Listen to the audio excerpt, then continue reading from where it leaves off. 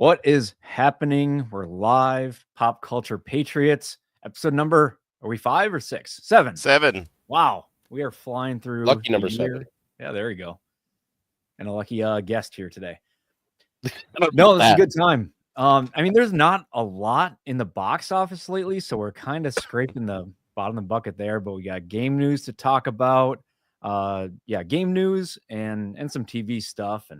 But yeah, it's a low round for movies right now, but we'll do the best we can with what we have in this crazy world we have. So you got Drew Outstanding here. You can find me on X at Drew Outstanding. Start a new channel on YouTube, Physical Media Warriors. Otherwise, it's currently going to my adaptive sports speaking engagement YouTube right now, Operation Outstanding in Field, where most know me from. And busy weekend or busy week, but it's fun. It's a good wrap up. So join us and have a good time. We got Horny Alf. Yeah, man. I am Horny Alf. For those in the, I think most of the people that are currently watching know who I am, but those who don't, I do gaming content on my YouTube channel, and it's been a lot of fun. Finished Doom 2016 last weekend. We played some Party Animals this weekend. Yesterday, it was a lot of fun. I want to get Drew on that game eventually. Yeah, I want to join you on that. That'll be a good Game's time. a blast. It's just How did that go? Fun game. It was great. It was a bunch of drunk-looking animals just beating the crap out of each other. It's the best way to describe it. But yeah, I heard good things on Geeks and Gamers and everybody that jumps in on that. I haven't played Assassin's Creed Shadows, and I probably won't, but I did play the Yasuke simulator, and I've got a video to show of that later when we get to that topic. So, but yeah, still a better game. Good to be here. Yeah, other than Party Animals, what was the best part of your week so far? Or at the My end of week, I probably would be Party Animals because you get a bunch of people together. It's a good social game to play. Hell yeah. And then we got our third co-host is on her way. She's wheeling in the California highways right now. I know how this goes. I was there last week, and yeah, I had a little issues with my setup, my technology. Everything was good for the first 15 minutes, and then people started joining in on the stream, and then my hotel internet went straight down. So I could listen to everybody last week, but I couldn't really participate or share anything. So now we're back with a vengeance now. But in the meantime, we got our awesome guest here, Professor Savage Dad. Tell us where people would know you from. How do you know the both of us? Let's see. Well, Drew, I met you last year in Vegas. Yep. Horny Alf is usually over in Dermy's Discord, making fun of Dermy with me. Yeah, and also former member of the Legion of Memers, and I think that's how you found out about me. Yeah, that's where we both met. I mean, yeah, we're both associated in the Legion there for a while. And so that's kind of where we know each other from. People might know me from, let's see, where would people have seen me? I've shown up on Ballbusters a couple times. I'm usually on Chatterday with Dermy.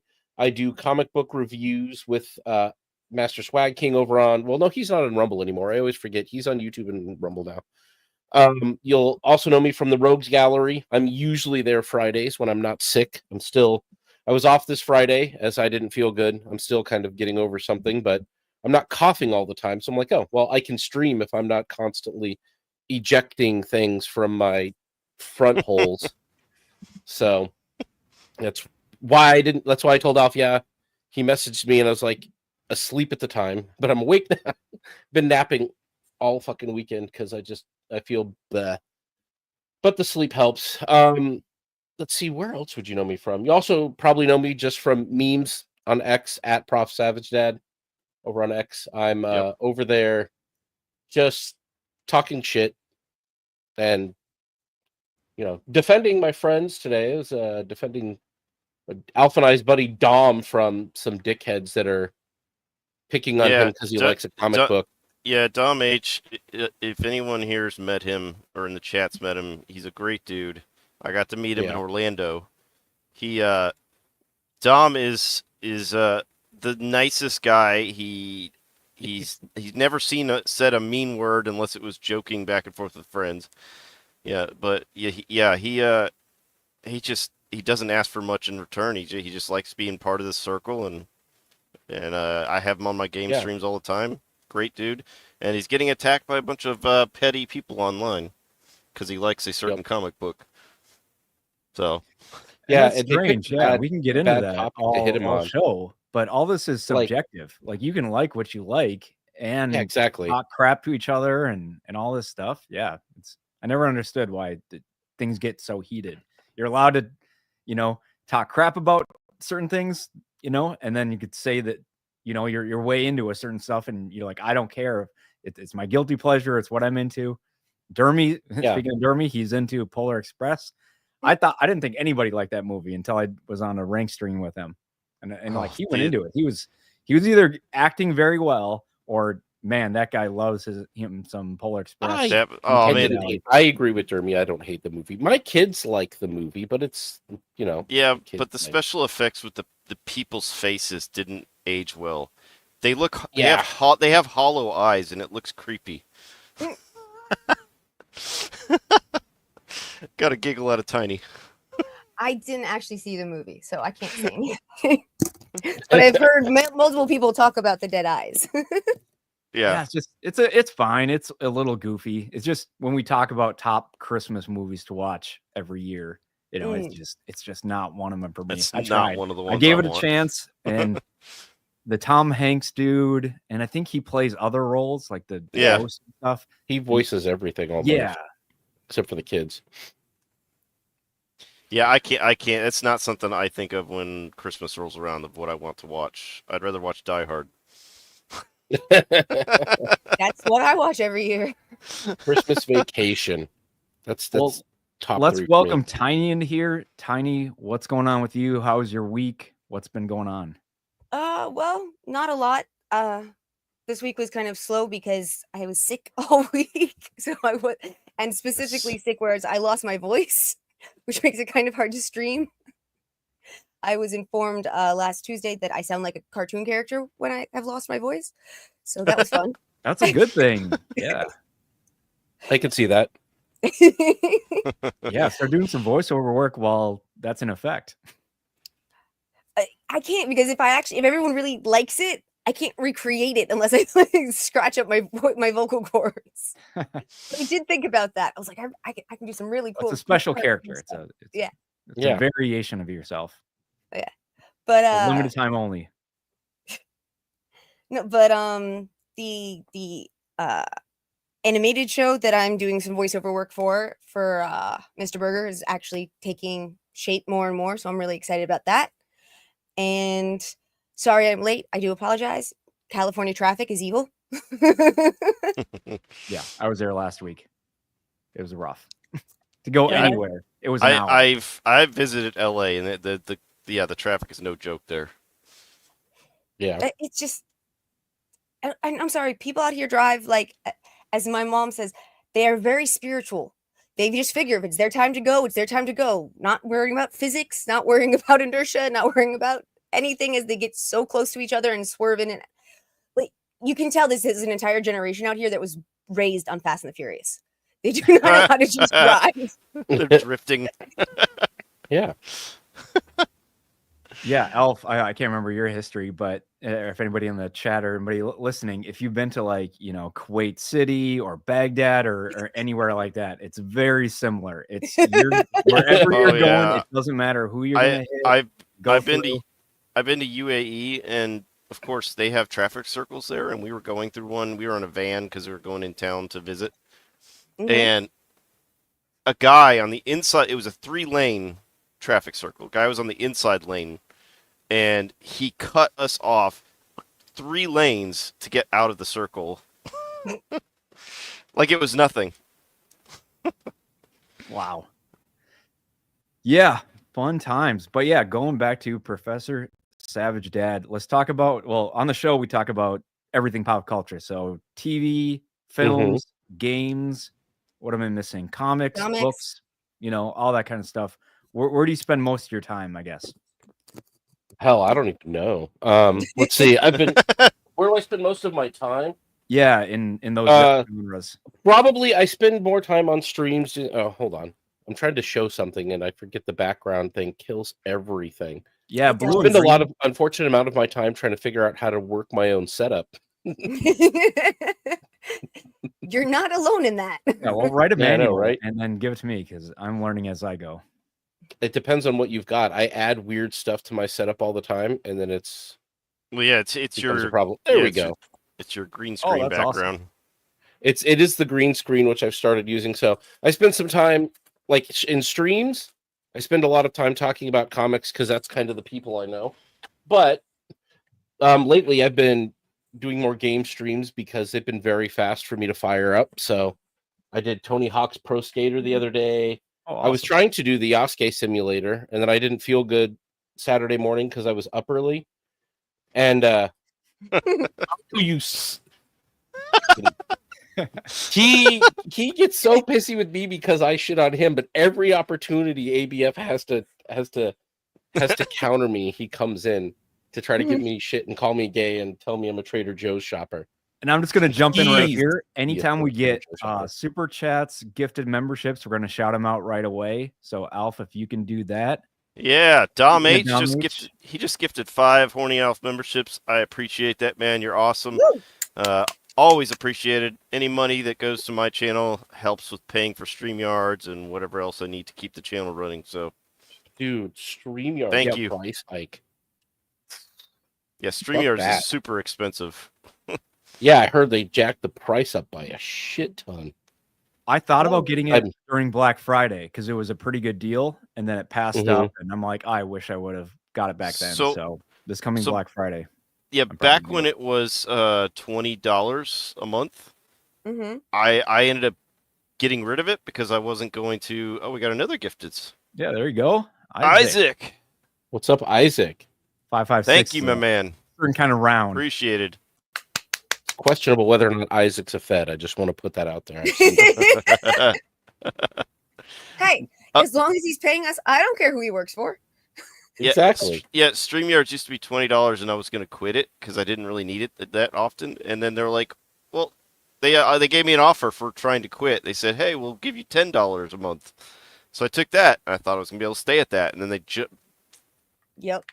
put it up to $45 a month, and it's just that's ridiculous. And it hasn't been working for a lot of people lately. Yeah. Yeah, I know. I hear there's a lot of problems, but then, like, I've been trying to make Rumble Studio work because it's free, and it. I've got pictures. Don't make me share them, Isaac. But I've been trying to use Rumble Studio, and it's broken, and I'm like, okay, Rumble Studio is free. I can make a stream work in it. A panel stream I haven't done yet in it because I don't like the way it deals with it.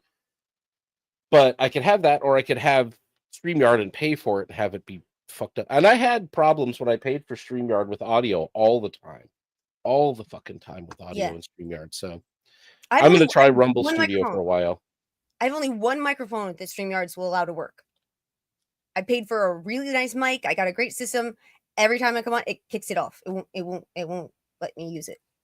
It would turn my volume down, and it only ever happened in StreamYard. Yeah. So I couldn't hear anybody. I'd be in the middle of a stream. I'd be on like Rogue's Gallery.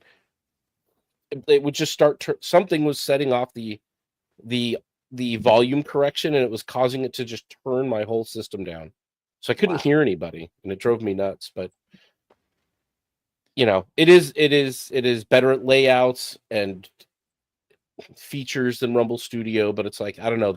All these platforms have some fixing to do. I think they rolled out Rumble Studio too soon before getting everything. I think it's still in up. beta, and they're just not willing to tell everybody that it's still in beta. It's gotten a hell of a lot better though. Like the progress they've made in the last like 6 to 9 months with that thing from where it used to be is pretty fucking good. Like a year or two, that's going to be a legitimate free option, but they've got to do something with the cameras where like you have 2 people on and it just fills the whole screen, and it's like, no, I want overlays. Be able to move it around and adjust it the way you can. I want to be able to adjust because it fucks up your cameras, like your ratios and shit. Like everything looks weird. Also, yeah, I need to be able to put overlays. Ariel, I may not be wearing pants. Ariel. You don't know. Streamers aren't. It's like first rule of streaming. You don't wear pants while you're on stream. You wear a shirt.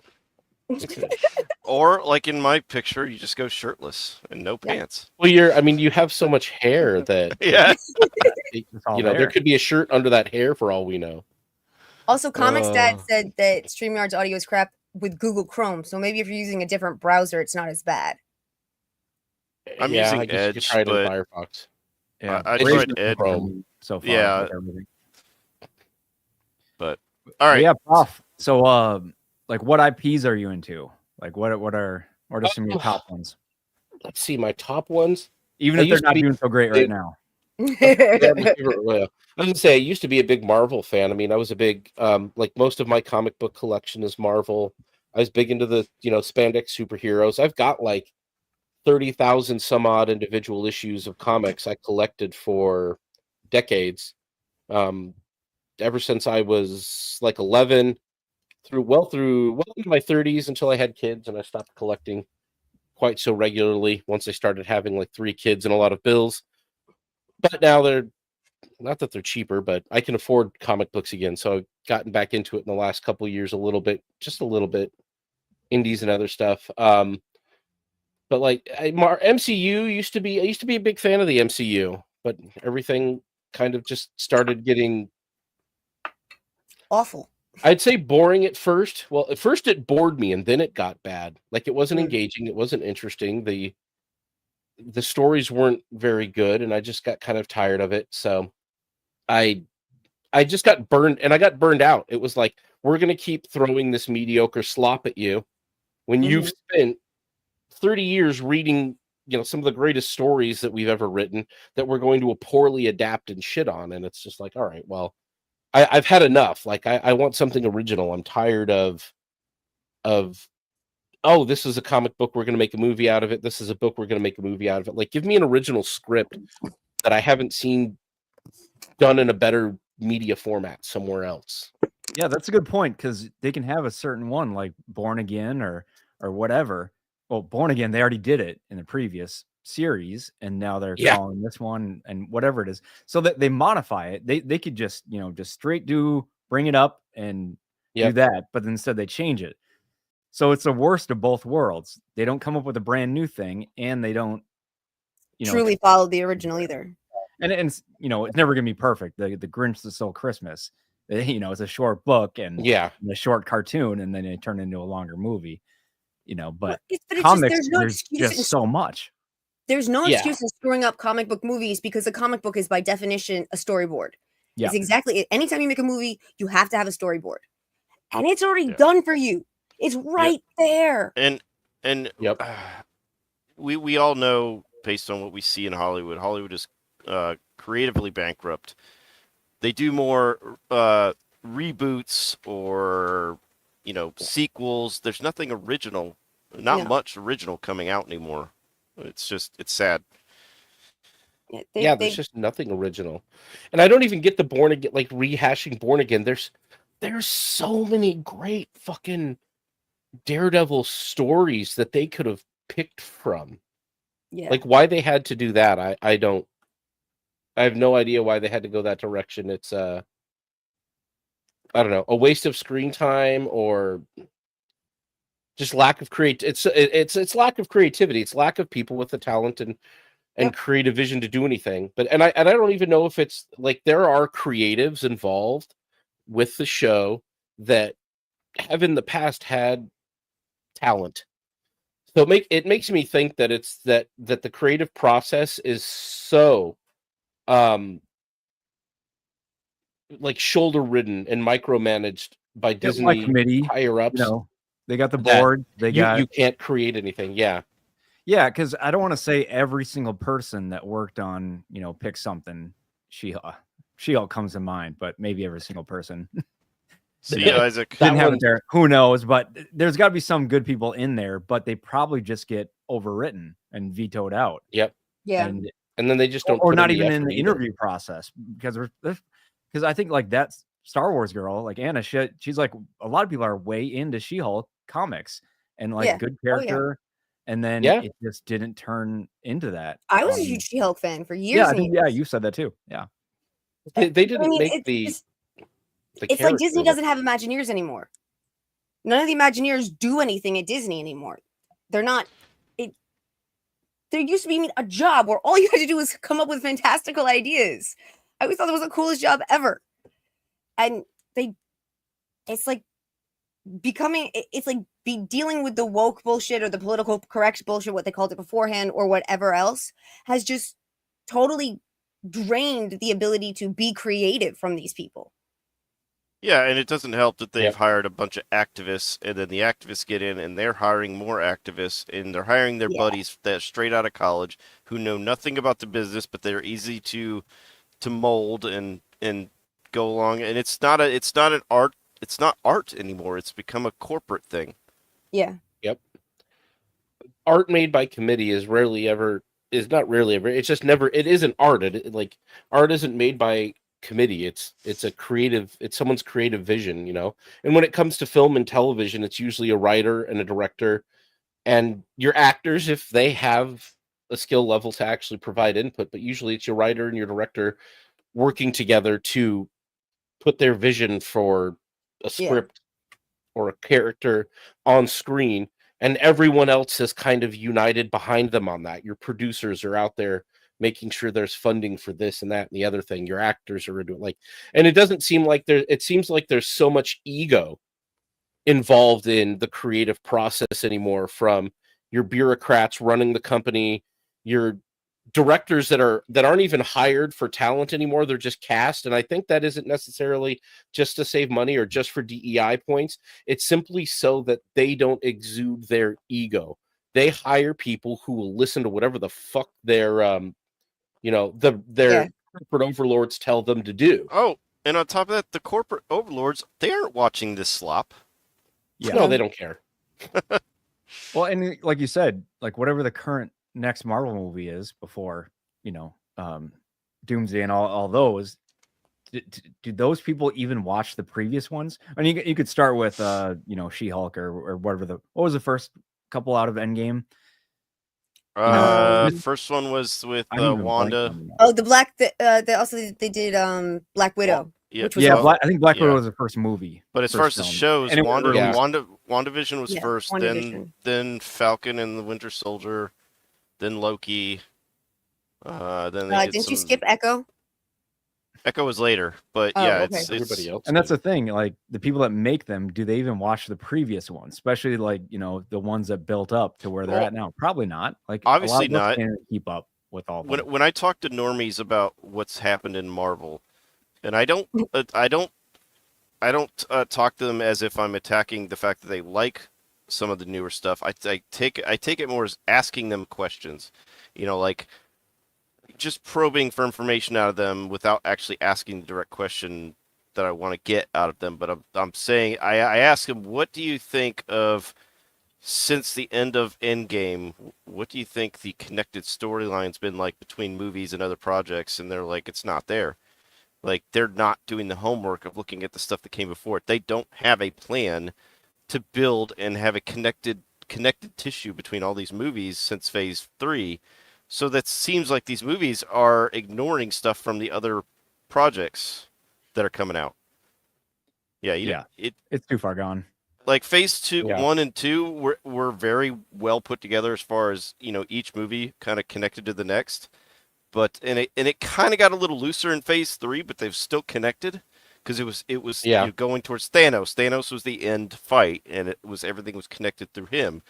Yeah. But since then, there hasn't been a big bad, and it's the movies. And I think they moved out of phases, because the last time I checked, because it was 1, 2, and 3, and then 4, 5, and they kept shifting when Phase 4 starts. I think Phase 6 starts with the Fantastic Four. If I'm understanding what they're doing now, they're calling the Infinity Saga just that. 1, 2, and 3 is the Infinity Saga, and then the Multiverse Saga. And so I don't know when the Multiverse Saga ends. But each phase through 1, 2, and 3, you had a big blockbuster ending with the culmination of a bunch of characters coming together.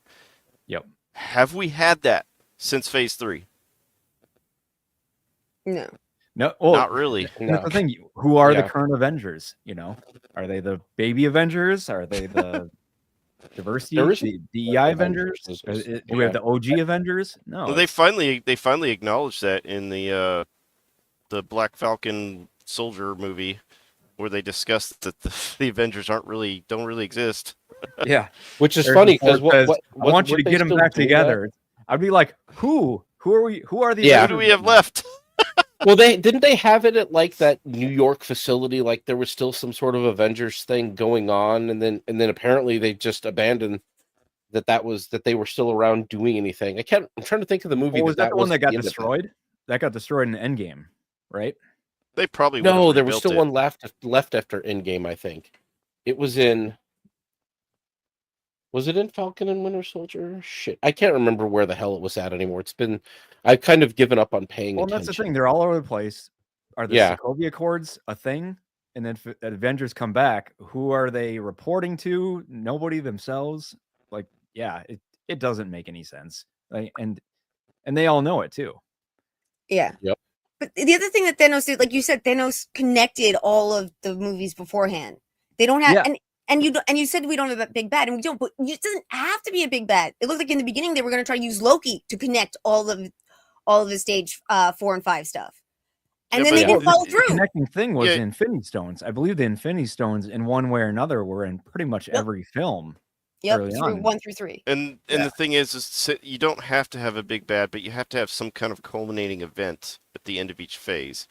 Yeah. And I don't recall that. I haven't watched all the movies. I watch them in passing, like parts of them, but they're, dude, the movies, the best movies products since the end of Phase 3 was Spider-Man No Way Home, Deadpool and Wolverine, and Guardians 3.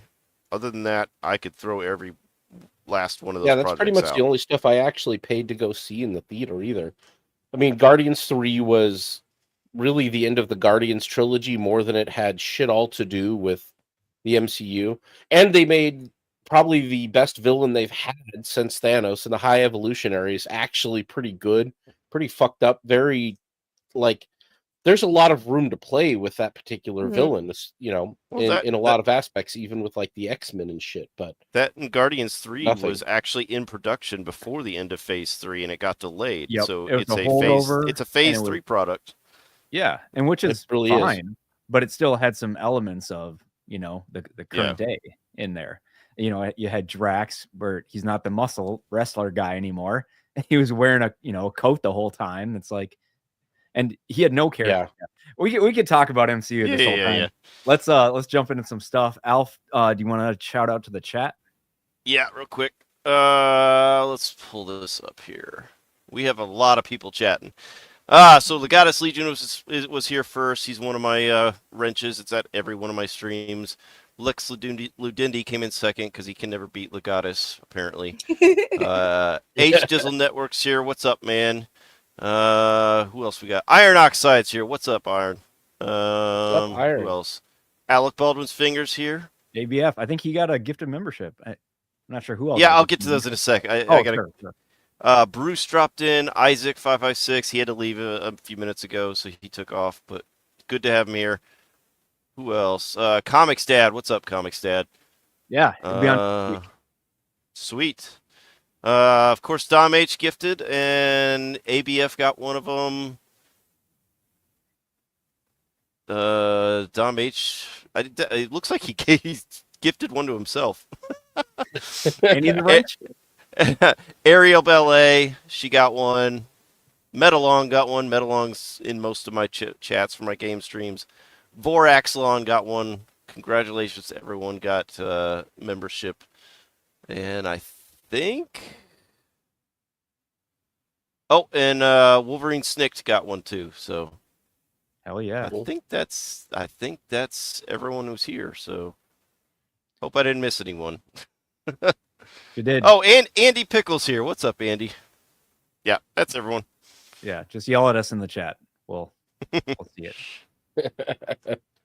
All right. Well, let's get into our ranking to bring on our main discussion.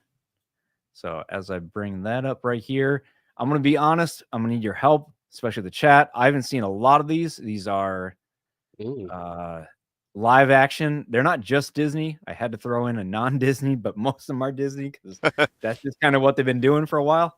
And full disclosure, they've done this before in the 90s. So we got our 101 Dalmatians, which I watched at the time, and it was fine. So we could talk about that. Maybe it's gone downhill since then and the recent ones, and I just threw in some different names up here, but let's start with Beauty and the Beast. So let's talk about the original one, if you've seen the original one, and then the current one too. Yeah, go for it. I've saw the original one multiple times when I was a kid, and I've seen the remake. Most people I've heard don't like the remake at all. They get very mad at it for certain reasons, but I actually thought it was pretty good. I felt like it was pretty accurate to the original, and I thought the singing was good, and that's really what matters in a Disney musical. True. Oh, I just real quick, I want to thank Comics Dad for the super Comics sticker. Dad. Thanks, man. Yeah, we'll see you next week. All right, go ahead. No, I mean, the only thing I might say bad about it for me personally is you're not really supposed to like Gaston, and Evans just did so good. Luke Evans was amazing. Yeah, he was. That's like the Gaston did nothing wrong. I do not believe in that phrase, but watching the remake, I wanted to. It's been a long. Oh, go ahead. Okay, I was say I mean I'm not a big Beauty and the Beast wasn't my thing. It was my sister's growing up, and she watched it. You know, some of the songs were always catchy, and I think that they managed to make them catchy. Crap. In the yeah, Lex Dendy gifted 10 memberships. Dude, You're awesome. Oh my god. Who got them? Sleazy got one. Drew got one. Whoa, big time. Just Here to Watch got one. Lord Botha got one. Rick Cleary, Mr. Reese, Stark of Iron, Shield Wall of Dragons, Sea Rabbits, and Vets Talking got one. All right. Nice. Thank you, my man. It's always appreciated. So cool. Where were you, Professor? So I was saying that it was more my sister's thing, and even now, like the movie was something my wife was more a fan of, but it's one of these things you wind up watching it with the wife and such, and she really enjoyed it. From what I remember, yeah, it was pretty in line with the way the original movie was. They didn't really fuck around with it a lot, and I think that they knew that they couldn't and have it be successful, which is why it's so weird that they thought they could completely fuck around with Snow White and make it a success. Seriously. So yeah, I would say that it, as far as being a live action I mean, I personally loathe the live action remake thing. I think it's used by Disney to reassert their already janky copyright over stories that they used to maintain them for like 100 fucking years. But as far as the movie itself, not the motives behind it, I think they did a good job with it as far as hitting the fan base that they liked for it. I'm not sure. I've always heard that people seem to like that one, or at least judge it as one of the better Disney live action remakes. I think I watched it, ones, but they don't actually like it. It was fine to me. Yeah. Sorry, what was that, Tiny? I was going to say, I think there are people who will agree that it's one of the better remakes, but they still don't actually like it. Yeah, I'm going to throw it in popcorn. So, it's been a long time since I watched that movie, but I don't think it was very bad. I mean, I'd give it popcorn because it's not the best of these movies. And the problem I have with the live action remakes is they made one or two and it got really successful. So then, corporate Disney went into corporate Disney mode. It's like, hey, let's put a ton of these out. Then we don't have to create new content. We're just rehashing our old stories. And that's what it's become. It's just it's like an assembly line churning these things out now. And if I remember right, this one is pretty true to the story, right? Just kind of it flowed together. Yeah. They stuck to that one. They didn't. I don't think they screwed with that one a lot. This is what most people say, is that it stuck to the story pretty well. So Alf, you're saying popcorn? What about Yeah, you guys? I'll leave it popcorn. I'm good with popcorn. Yeah, I agree with popcorn. All right. Alice in Wonderland. This is the Johnny Depp one. Okay. It's been a long time since I've watched this as well. I don't remember it. Yeah. Sorry, speaking of Beauty and Beast, I don't remember that one either. My sister really liked it, and she was a big Alice in Wonderland fan. The Disney Beauty and the Beast live action I don't isn't think even on the so, critic right? list. I don't Look see at some it. of these though. I remember this show. This is Lana from Smallville. She was in a CW show, Beauty and the Beast. Yeah. Yeah. It had an interesting premise. I'll give it that. Yeah. There was a couple wife Beauty and the liked Beast that. TV shows. Wasn't there one with shit, I'm forgetting his name at the moment. Why? Okay, hold on. There was one, I thought it was with, it's from like the 80s or 90s. Dark TV Tale show. There it is. It had who was that? It was from 87. Oh, I remember. And the guy looked like a cat. Right. Oh, He yeah. was an artist who was living in the sewers or something like that. It was young Ron Perlman. Yep. It looked exactly Oh, that's like right. the Beast. It's perfect casting. He looks the part, like dead on. I don't even think they did that much makeup for him. They just gave him the cat face a little bit. It was a show from the 80s. I remember which one you're talking about. Yep. My parents. I remember my that. mom loved that show. It's a tortured artist living in the dark. Yeah, exactly. Dead come and help or whatever. Yeah, so that's fun. Yeah, it had Linda Hamilton in it. Yep, I remember this one. Oh, really? Yep. Yeah. There's a lot of Alice in Wonderland creations. Yeah. Oh, dude, there's tons of stuff. I mean, it's once it hits public domain, it's you may not be able to tell the Disney story over again, but you can do whatever the hell you want with it for the most part.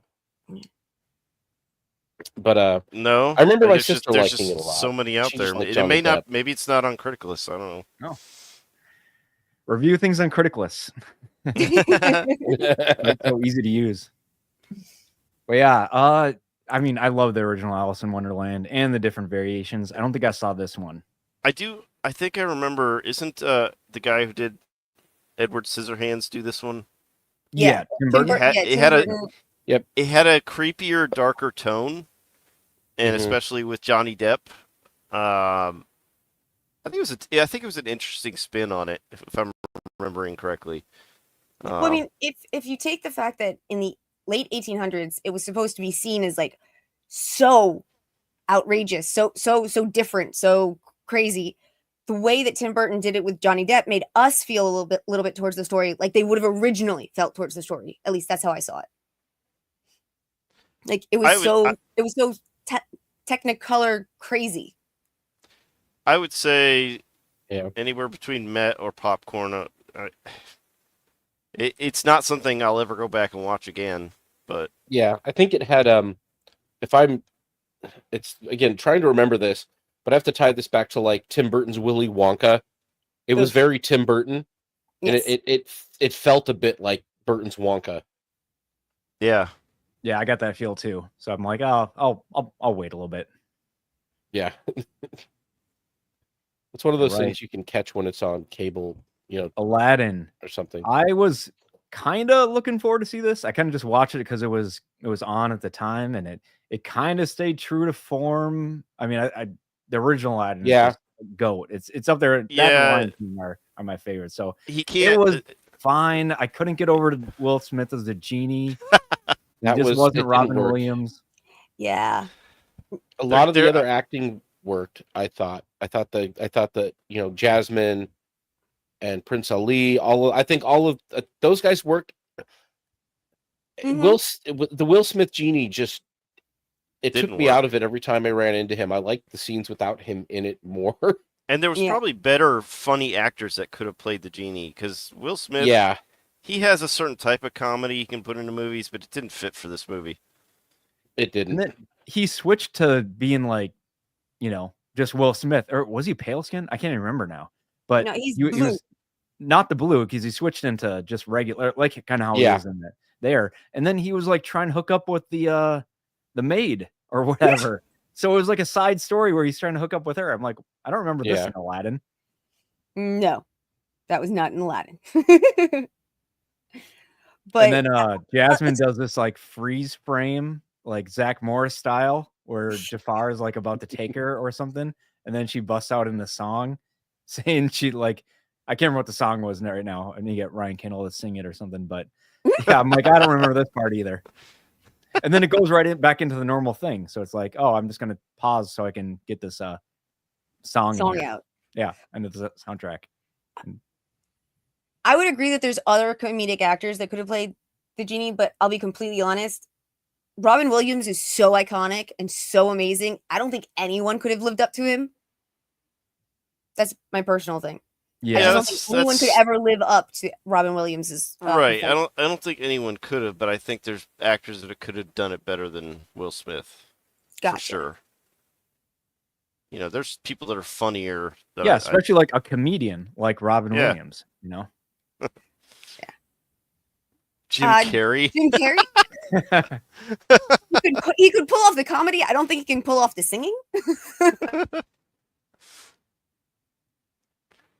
What are we going with voices, this one? Which was amazing. I'd go with some of the acting was good. I'd go with meh. Yeah.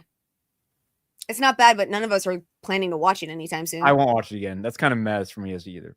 Yeah, I won't watch it. Yeah, I have no desire to go back and watch it again.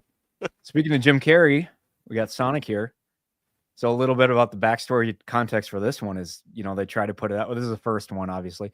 And they put out some images of Sonic and the audience, the fans, the people that grew up in the 90s and 2000s, the 80s did not like it at all and voiced it. And the creators were willing to go back and put it off and make it a little bit better as far as the animation goes and the character. So I thought that was a cool thing to do. You don't get that from Disney too often. Yeah. I watched this with my kids. So most of these movies I've watched because my kids were in elementary or junior high school at the time.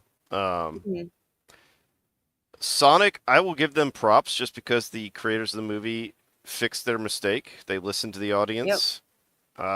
I would say, I wouldn't necessarily say it's the GOAT, but I'd put it in the we'll watch this week category.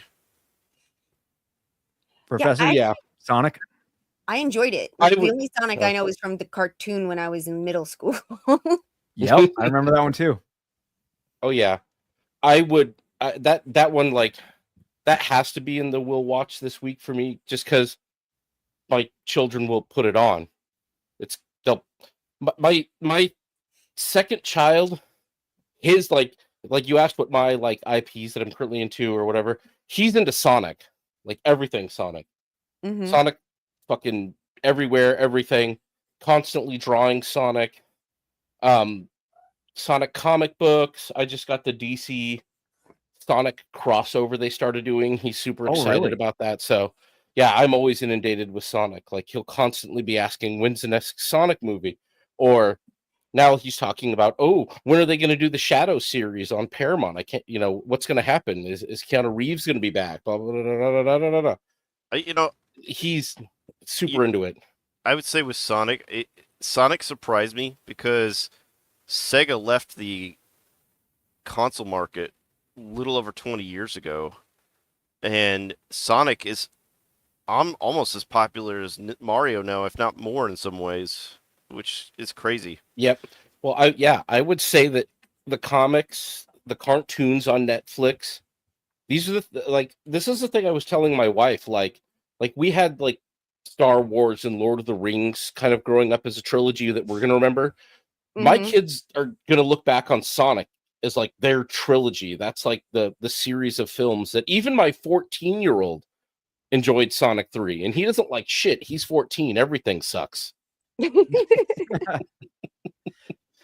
Yeah, so, that's the thing. It's like, not just an easy concept. It's a hedgehog that runs really fast, and then you can just play around with that idea a bunch, and you get tails that can fly, which was always awesome in the original game, which was so cool because like you could pair with each other.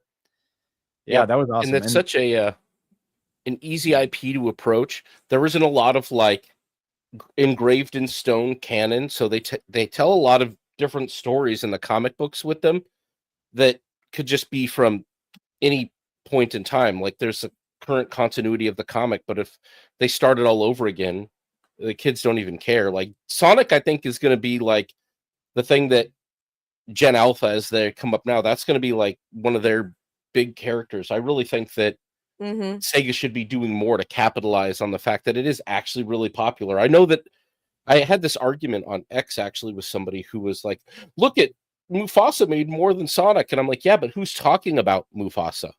No one. Yeah, nobody. My kids are still talking about, even Von Coleman, one of the guys I stream with, he's a super younger Gen Z. They're also, he loves Sonic. They're talking about it. Like, like, you know, your 20-year-olds down to your 10-year-olds are still talking about Sonic 3 right now, and they're into it. So I think there's a lot there that Sega's missing out on by not putting out some more good Sonic games. Like, give us a Sonic Adventure 3 or something, dude. Like, you know. Yeah, I don't know why they gave up on that format. I still have a Sega Dreamcast, and I have the Sonic. I have Sonic Adventure 1. Sonic Adventure 2 is a little more difficult to get your hands on, but I have Sonic Adventure 1, and it's a lot of fun. It's some of it's a little dated, like the way the level structure is set up, but it's still a fun game. I think they could do a Sonic Adventure 3 that would play really well if they went more the Mario well, they were trying to do Mario 64 with Sonic Adventure, and I think that, like, I remember if they did the what was the last Super Mario, like, proper just Super Mario game? It was Galaxy. If they did like Sonic Galaxy, if they did something like Super Mario Galaxy, or there was something after that on the Switch. Super Mario Odyssey. Yeah, if they did something like Odyssey, but with Sonic, that's if they went in that vein and those kind of level structures, but more Sonic-y levels, your run, your dash, your spins, your crazy shit like that, I think it would be, they'd sell like gangbusters, dude. Yeah. Yeah, I'm gonna throw it in. We'll watch this week. Might be this week, might not, but that's something that will come to mind. I'll probably watch this evening. Yeah, there you go. Well, and you know, Jim when I get out of here, it'll be on nowadays, but he fits that role so well. You know, he's arguing with the army guys with I can't remember the guy's name, but yeah, it just works as Robotnik. I never pictured anybody. I couldn't picture anybody as Robotnik until Jim Carrey jumped in, and I'm like, okay, yeah, he fits as Robotnik.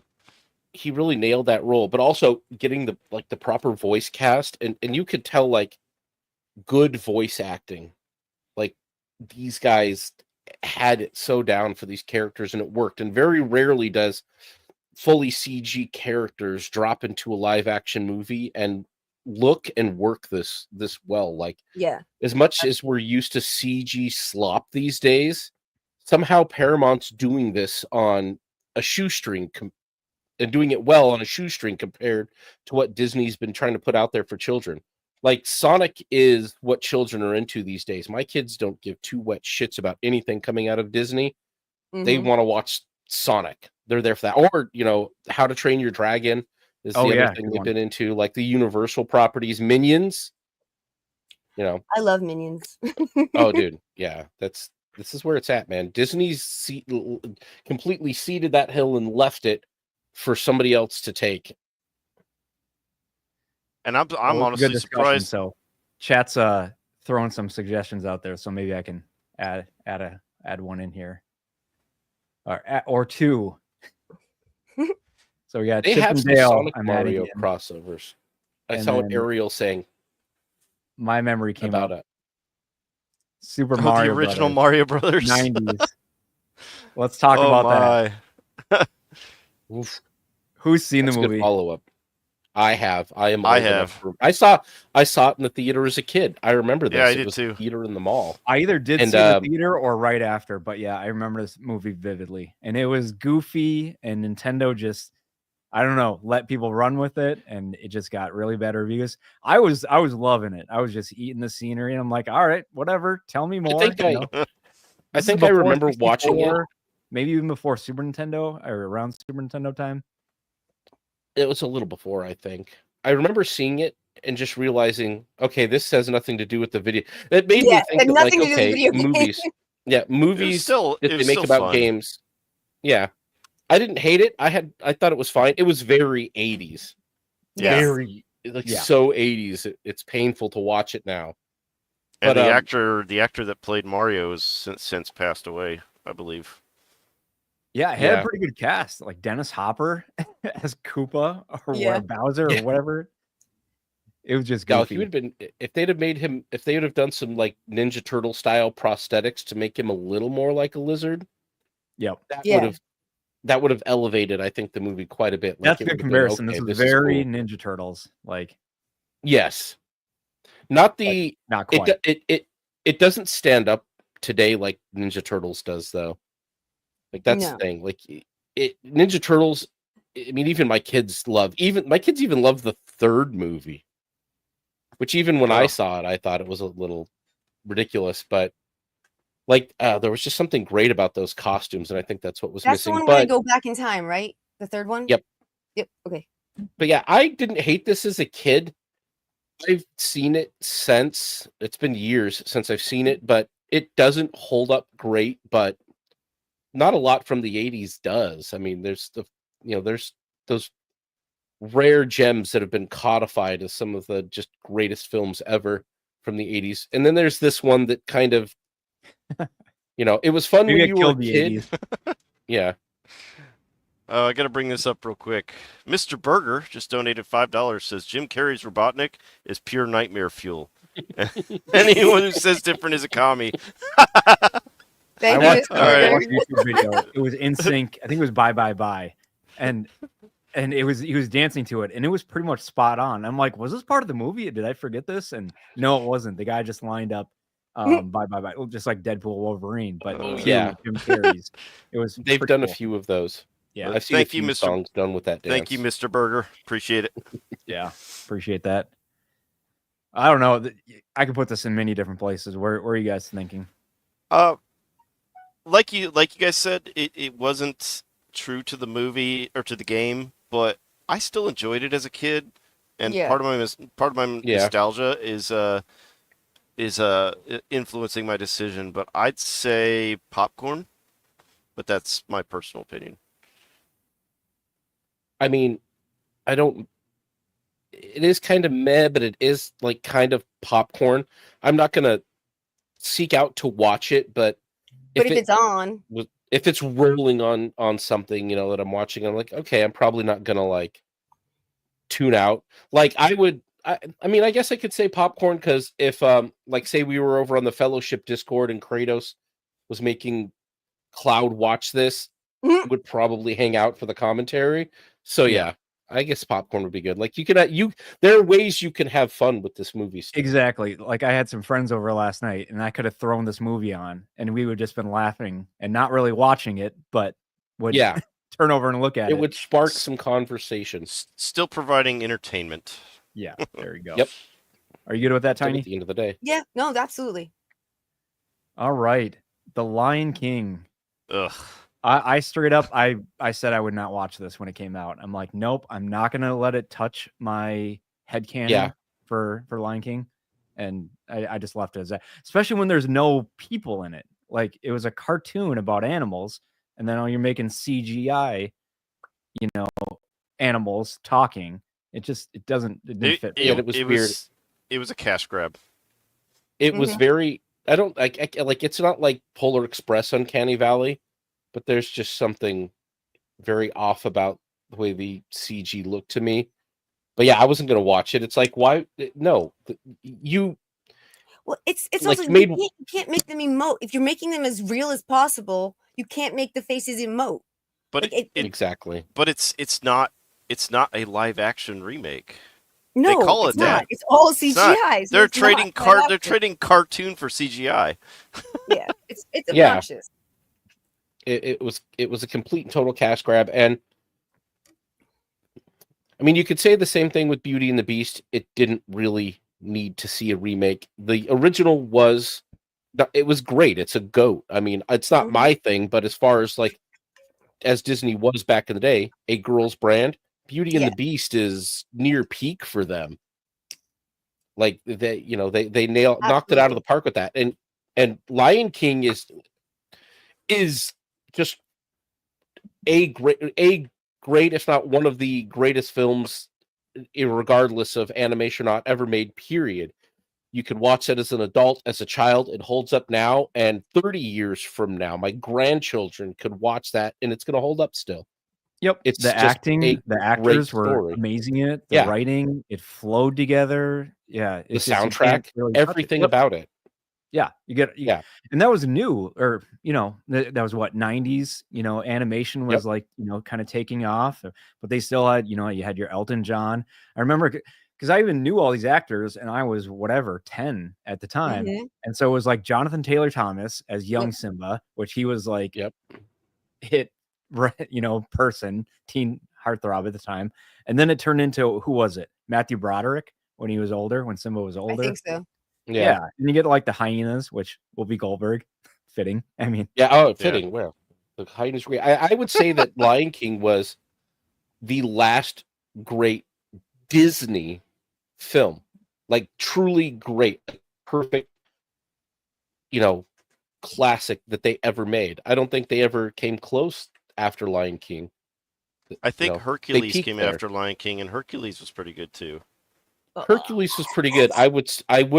I still wouldn't say it's as good as Lion King. Right. It's not as good, yeah. Yeah, they started switching to like the Toy Story. If you ignore all the actual Greek myths, Hercules is a fun movie. Yeah. If you spend any period of your life researching and getting into Greek mythology, it was painful. What they did to Hades was just, and it sucks because it's such a great character in the show, and I love what's his name who does the voice, and it's James Woods. James Woods. James Woods. It has nothing to do with the Hades from actual Greek mythology in any way, shape, or form. The idea that Hera is Hercules' mom, just like, I was watching Kevin Sorbo show at the time, and I'm like, this is not Hera at all. No. The Hera that I know. Yeah, I really enjoyed that Kevin Sorbo show, Hercules Legendary Journeys. Oh, so they great. screwed with the myths a lot too, but they at least kept the ideas behind them. And then Xena. All right, well, I'm saying won't see it. What are you guys thinking? I only watched it because my kids were wanting to watch it, but if I would keep it. I would say won't see it. I won't ever see it or see it again. Yeah, I'm fine with it being there. I had no interest in watching a CG remake of not even the same exact movie. Like, I don't even think they stuck to the script of the original movie. They just made something else. Well, and I'll bring up this one. A lot of them kicked off with, you can't really see all this, but Jungle Book. I think this was 2016. So you got the kid, and full context, the 90s had this like live action remake Jungle Book, which was kind of weird or whatever. But then this one just it wasn't good, because I think this was what Jon Favreau directed and made a bunch of money, and that's probably why this is the one that has I'm blanking on his name from Ghostbusters. How am I blanking on his name? Bill Murray. That's the one where Bill Murray is Baloo, right? Yep. And Christopher Walken as the orangutan. Okay. King Louis. Oh yeah. I actually I enjoyed it. I'll admit, I did personally. Yeah, it was one of the first ones on net. Oh my god, there's a lot of these. On 2016, Jon Favreau. If I'm remembering it correctly, I didn't. Bagheera. Like, I didn't mind the voice. He was Bagheera, the Panther. Actually, there's quite a few actors there. Christopher Walken. Yeah, it was fine. It was one of the first that were on Netflix. I think it went straight to Netflix, if I'm not mistaken. Maybe it was in the theater, but I remember watching it on Netflix. I'm like, wow. Netflix has new films with a lot of people in it. Yeah, I think it was in the theater. I don't remember. I remember watching it to some extent. It's been a long time. I remember enjoying the voice acting cast of the animals, even though they were a little it's just it doesn't emote properly. But I think I watched it on streaming too. I don't think I went to the theater for this. I just remember I don't think liking the voices. Yeah. So like you said, the animation, I already know the story. It stays pretty true. It's a pretty easy thing to relate, but it's like, all right, yep, Christopher Walken, different people. Yeah. I say meh. Yeah, I'd leave it in meh. Yeah, I can agree with that. I would have put it in popcorn, but I'm outvoted. Sure. All right. Well, our chat, our mod wanted Chip and Dale. I started watching this one. They made a live action Chip and Dale? Yeah, have you seen it? No, I didn't even know it existed. Rescue Rangers? Yeah, it's pretty goofy. The Rescue Rangers live action they did? That's insane. Yeah. Oh, you might have to watch it, Tiny. I watched it. It's got watch Disney CGI chipmunks. No way. It's very Roger Rabbit-y. Yes, I got to give him that. It's not quite as good as Roger Rabbit, but I love Roger Rabbit. It was. I'll admit, Tiny, I can agree with you. When I saw them coming out with it, it was all of a sudden they had a number of. And I say Roger Rabbit because they had a lot of cameos from outside IPs and Easter eggs. It was actually. It's not what you even think it is, and it's not what you're expecting when you see it. I was surprised how entertaining and good it was. Like I didn't expect it. They did not drop the ball on that. It's fun. Yeah, I've watched it. Why is one of them 2D and the other CGI? You gotta watch. It's part of the movie. It's very Roger Rabbit. That's a good way to put it. Yeah. Okay. It's not as good or great, really great as Roger Rabbit, but it lives in that vein of a type of movie that you just haven't seen from Disney or anybody in a long time. And they actually did a pretty good job of it. All right. If you say that, I will try it and see it sometime. I will trust you. It's still on Disney Plus. It's one of the few original things on there as far as films are concerned that aren't direct. I can't speak to this one. I never saw this movie, so I know nothing. Yeah, I'm good with popcorn on that one for sure. Yeah, that's what I would say, popcorn, because it was like I think I turned it on and I'm like, whatever, I'll watch it, and then I'm like, I don't hate this. Yeah, my kids got a kick out of it. They thought it was fun. There's plenty of Easter eggs of today that are kind of funny. Yeah. All right. Well, here's 101 Dalmatians. So this was like a 90s. Glenn Close, Jeff Daniels, I believe. This was fine to me. I mean, the original one was just, they get the dogs and then the Cruella takes them. I know they went a little off the wall. They did a second one to this one. Or, excuse me, they did a second one to this one with Glenn Close, and then another one with, I'm blanking on the name. The new one was like, more about the villain. Well, the new one was a prequel. Yeah. Involving Cruella. I think it was called Cruella. But she was the focus, and it was her younger years to show how she became evil. They wanted I'm really sick of Disney trying to take away the evil from their villains. Exactly. No one's truly evil. Everyone has an excuse. I'm getting really... I have been really fucking sick of this particular line of movies they've been making. Let's just face it. Some people are just assholes down to their bones, Well, yeah, going back to there are actual doesn't want to admit that. Evil. Yeah, there are just evil people, and you can make stories with good people and evil people, and that's what probably make a good story throughout all of history. That's how things work. Yeah, the trying to humanize, I guess, isn't the perfect word, but just remove the severity from their villains by giving them some sort of sympathetic background is completely asinine. And it isn't just Disney that does this. I mean, shit, even modern comics has been trying to do this for longer than film has.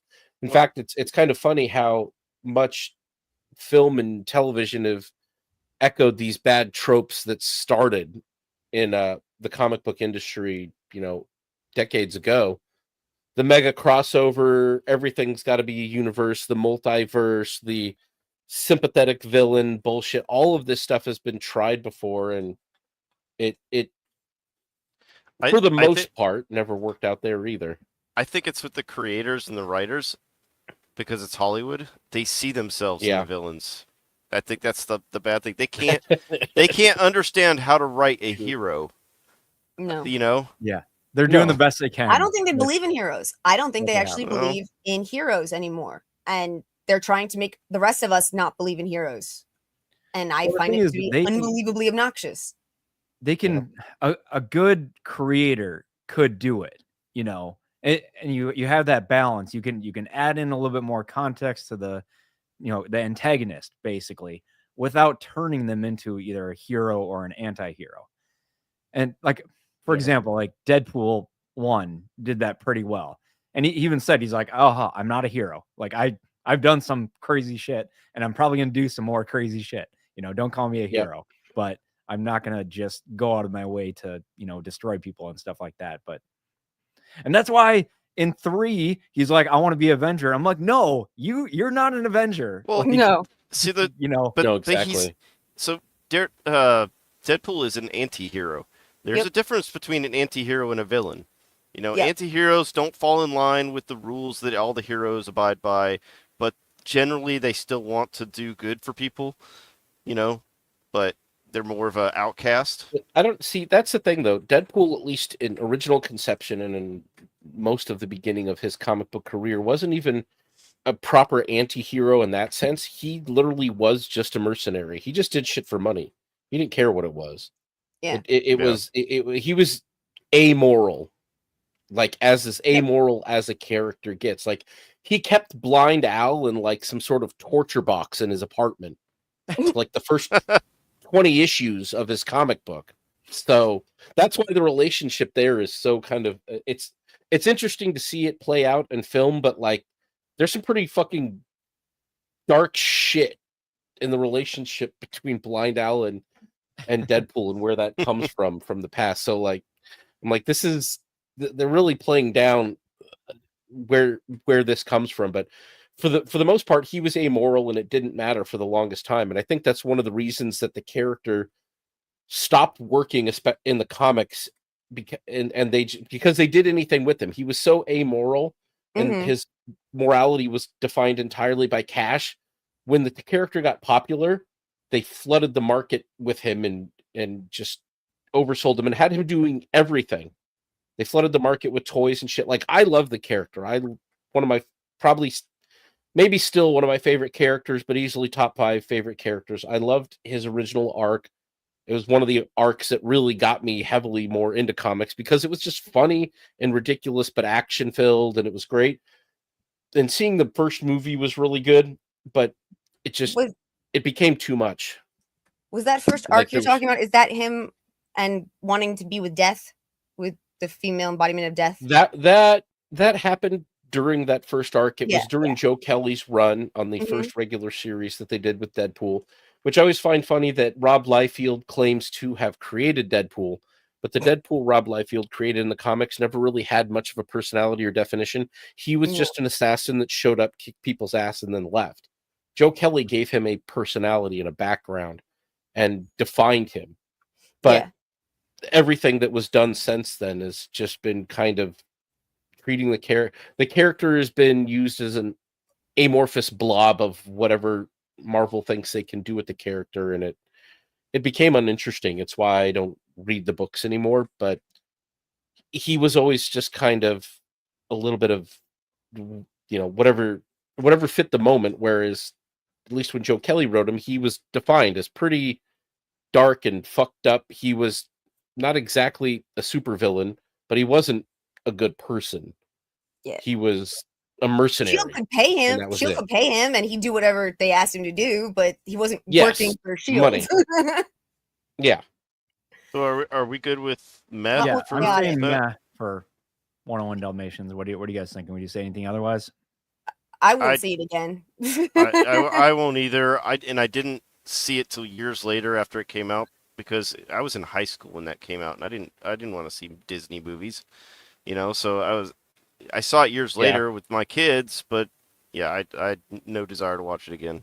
And it's such a weird concept. Yeah. So it's an easy cartoon villain to be like, I want to kill all these dogs and make clothing out of them, and then you turn into a live action and put a person in front of that.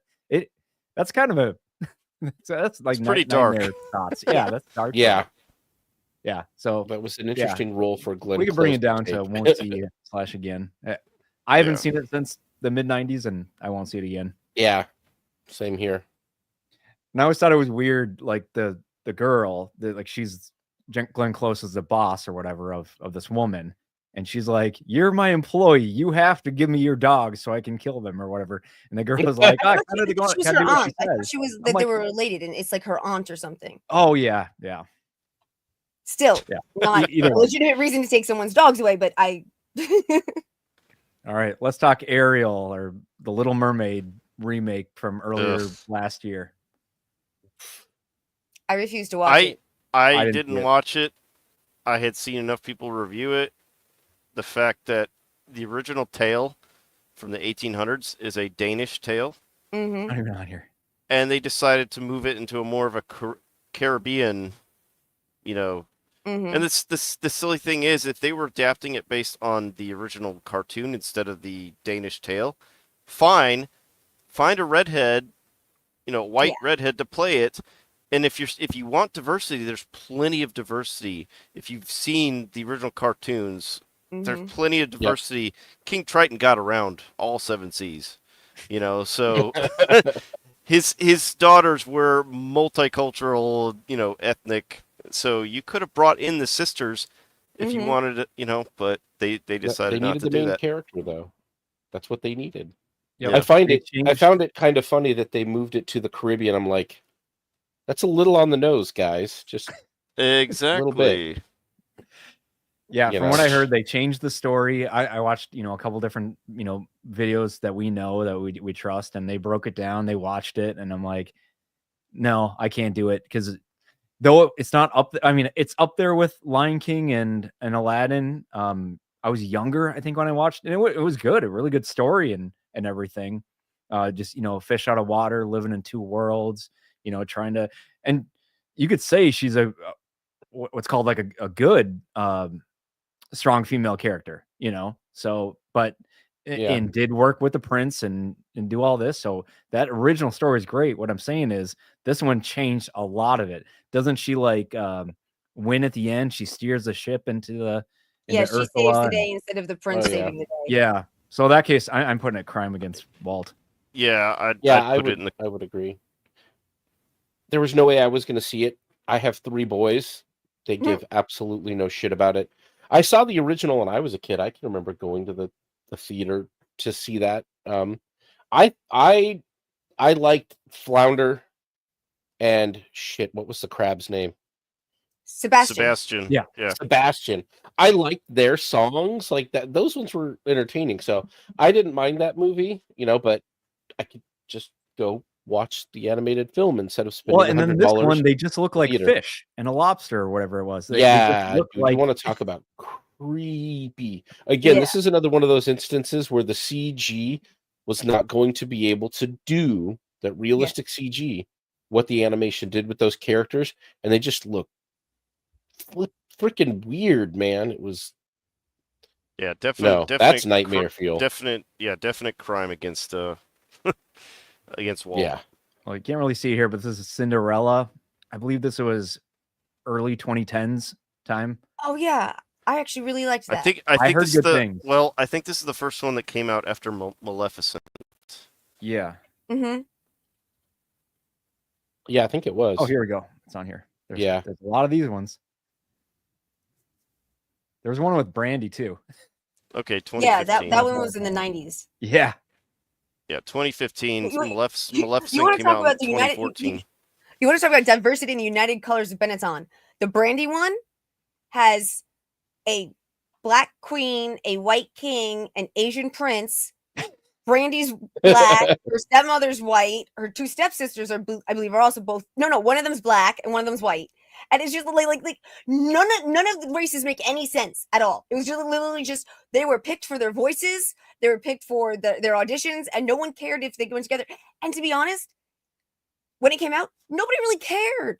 I mean, a couple people made jokes, but it was fun. It was well done. They all hit the music right. They all had their acting roles right. And so we cared. But it was like, look, you can do this. You can do this with diversity and have fun with it. Just stop trying to shove it down our throats. Yeah. This one I actually thought was really good. Yeah. They still stayed close to the story. Yep. They didn't go for a weird multicultural, multi-ethnic crowd for the most part. There was a few in there, but it's because I mean this is what 17 or 1800s. Yeah, France. I was gonna I think. say. Yeah, I think it's early to mid 1800s. Yeah, but it's How were the practical effects / green screen? Because a lot of the current ones, all I see is green screen. How was this one? I honestly don't remember how much. Like I know the scenery looked good. Okay. Yeah, the scenery was mostly practical, but they added in like sprinkled in effects. It wasn't like that's the way it should be. All encompassing. You know, your fairy godmother. The actress, I can't remember her name. She felt sweet. She felt kind and a little naive and just she felt like who Cinderella's supposed to be. Yeah, I could see it. You know, very they didn't downplay the prince either. To be so yeah. I mean, the look was really on point. When it came out, there were a couple people who were making a lot of jokes about the Prince from the North because it's the same actor who plays Robb Stark from Game of Thrones. Oh no, I might have to watch this because I've been on a Game of Thrones binge. So it's like there were a bunch of Game of Thrones jokes being thrown around when this came out. But other than that, people like the songs a lot too. Like my wife I remember her being really intent on getting the Blu-ray because of how much she enjoyed the music in it. So we picked that one up right away. I'm pretty sure still have it. I don't know the last time she watched it though. Well, you guys have seen Rodgers it. and Hammerstein did. What do you think, Tiny? Good music. I'll watch it anytime it comes on. So this week I would put there, but that's me. I might watch it this week for some Game of Thrones references. I mean, if my wife wanted to watch it, I'd put it on. There weren't a lot of Game of Thrones references in the movie. It was people talking about the movie. My headcanon multiverse just starts creating. Like the only thing I liked out of Eternals was Robb Stark and Jon Snow, and he's saying, "Next time I see you, you'll be in black." And then he was Black Knight. And and Rob was a pilot and he could fly. He was Icarus. It was interesting. Yeah, we'll throw it up there. Mulan, very global, controversial to many people. I would say Crime Against Walt. The as far as I remember, the movie didn't have like any music numbers. It did. Yeah. No, the original or this one? This one. The live action had very little music. It was very little. I don't remember there being any, but if there was, it was very little. It's just and no then the fact they removed Mushu from the whole movie. He doesn't exist. They hint at it. She walks by a statue that looks like Mushu and or a dragon, but he's never in the movie. So yeah, Walt would have also been offended by the praising of communists at the end of the movie. And thanking the people who are creating slave labor camps. Yeah, locking Uyghurs up and castrating them and taking their children away and putting them in indoctrination camps, selling their hair. Yeah, holding their organs. To it. Yep. Yeah, there's a lot of. It used to be they just sold the organs of condemned prisoners. Then it was just prisoners. Now they're even taking organs from the Uyghurs. Yep. Yeah, I would guess there's some hidden video essays on this movie that don't quite make it to YouTube. Where you could break down a lot of stuff. Well, I mean, also just this magic witch person who's on the side of the Huns. That she's supposed to. It was all weird. It was all so weird. It didn't have to me. It had very little to do with the original cartoon, and very obnoxious on every single level. I mean, also in the cartoon, she proves she cannot do things the way the men do them. She can be a soldier. She can do amazing things, but she has to find her own way around it in the cartoon. It's proof that no, you can't just say men and women are the same, and a woman can be just the same warrior as a man with just the same. No, it doesn't work. She had to find other ways around it. And she had to work so much harder to build herself up. And in that's a this, good point. she's just, You have to do both. I have You have to magic both and I'm do special. Like, do I'm what's sorry, expected fuck as a dude, but then you can't make it that way, so you have to do something else too to kind of fill in the gap, and that's what a lot of these current day movies miss Yep. when they just give it to like Brie Larson, Captain Marvel. Be like, here you go. Yep. I get so angry because people keep coming to me over the years every time these things happen and they get worse and worse, and they go like, well, you're a girl wrestler, so you love this, right? I'm like, no, I'm a girl wrestler, so I know exactly how fucking hard it is and how much the guys have more strength, more speed, bigger fucking lung capacity. No, it ain't easy, it ain't simple, and you can't just step out there and do it. Go fuck yourselves, all of you. Wrestle a guy. I mean, not saying that you're into just you want to wrestle girls because that's who you can compete against. Like that is. I know. Like, I always you wrestle don't want to guys. wrestle a guy that I was always wrestling guys. Which guys. meant as I got into like more open tournaments that weren't high school or whatever connected, I was wrestling. I was fucking an 18-year-old getting my ass kicked by a fucking 14-year-old boy. Because that is what happens. I was good at technique, and that's the only thing that saved my ass was I was really good at technique. Because every guy I got on the mats with who was the same weight class as me was going to be able to out-muscle me since fucking age 14 and up. Puberty. It's a hell of a drug. All right. Yep. And it's just it's one of the reasons why anything that comes up with men and women are the same, fuck you. I'm sorry, I'm cursing a lot, so I'll stop. No worries. Yeah. As a wrap up for Mulan, I know a lot of people, a lot of girls that love the original and just yep, that's my jam. That's my top Disney movie. And they were so excited to see this one and paid the extra money because I think it was on Disney Plus for like an additional charge at the time. And they're like, what the hell was that? And like they didn't want to admit it, but they did. Yeah, it came out during COVID. I remember that because it went straight to Disney Plus if I'm remembering correctly. I never watched it, but my wife did, and that's exactly what she said. Like, okay, that wasn't the same movie. That's not Mulan. Yeah. All right, Maleficent. Okay, I was never a fan of what was it called, Sleeping Beauty. It just wasn't my jam at the time, and so I just passed on this one. I fell asleep every time I watched Sleeping Beauty. I saw this with my kids. They changed the story. They did the whole making the witch seem not so bad. Like she's the sympathetic. She was the hero. Sympathetic villain / hero. Yeah. And the king was evil. So they did that whole reversal. So the king was evil in this movie. Yeah. So I would put it in Crime Against Walt because this movie, Sleeping Beauty, that's one of the older ones too. It's not as old as not as old as Snow White, but I think it's from the 50s. But they reversed the entire story and made her the good guy. Yeah, I mean, I'll admit I would agree with everything that Alf just said. They totally switched the roles completely. That being said, I did actually like the movie as a movie. If I keep trying to not think of it as like part of the Sleeping Beauty story, I did actually enjoy it as a movie.